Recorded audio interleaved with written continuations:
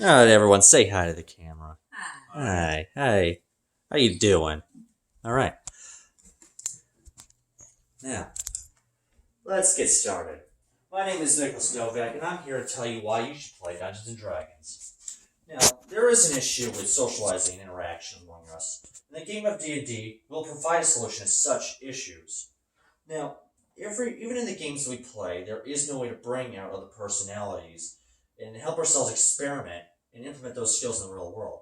Monopoly and Boggle, they're all just the same boring games. They're very repetitive.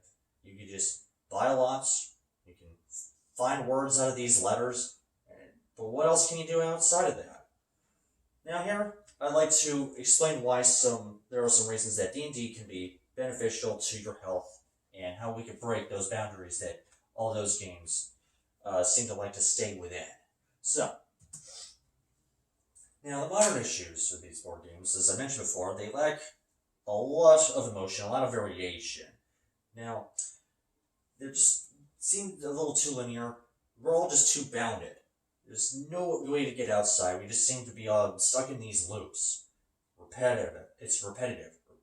Repetitive. And that kind of leads into the issues that we have with socializing.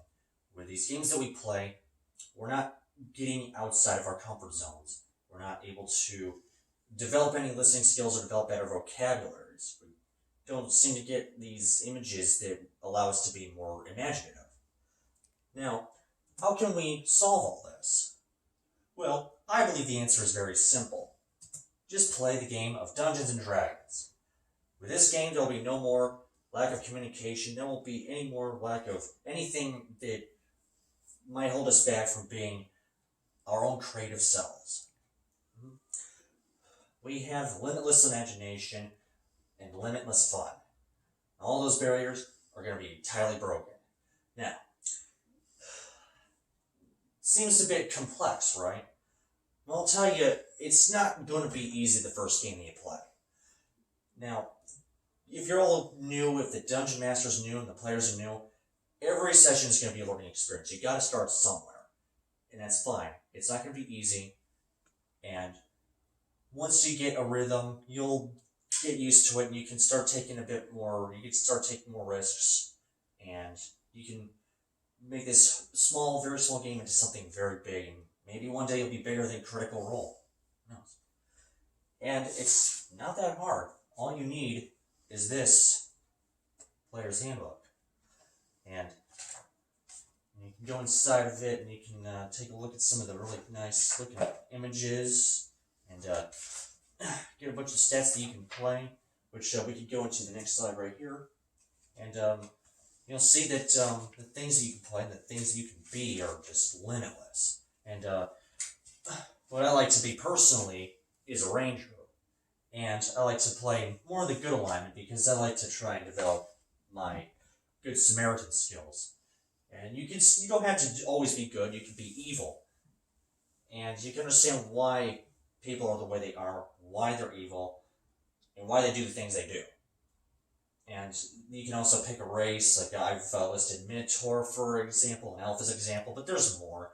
There's human, halfling, and I'm not going to get too much detail because I want to actually convince you that this game is actually fun and you should play it. So I'll leave more of the information up to you to find out for yourselves once you actually pick up one of these and start playing the game on your own. Now,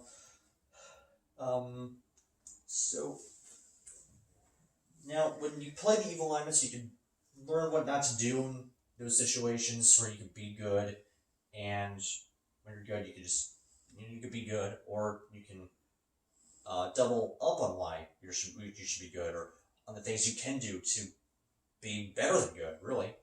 So, to me, that is all just in the fun of the experience of playing the game. Now, as a result, you can prove all the social skills that come with all this and playing this game. So, listening will be better if you're a player and if you've been playing for a couple of years. If you're a dungeon master, the person that likes to guide the players, your storytelling becomes a lot more developed. Your vocabularies will be enhanced. and none of the words will sound the same.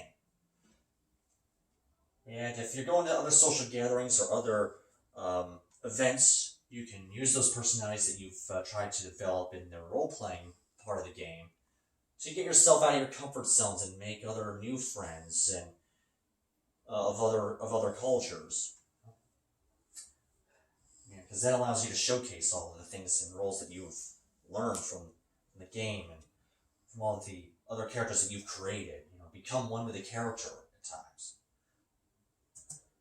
Now, you can start feeling feelings differently.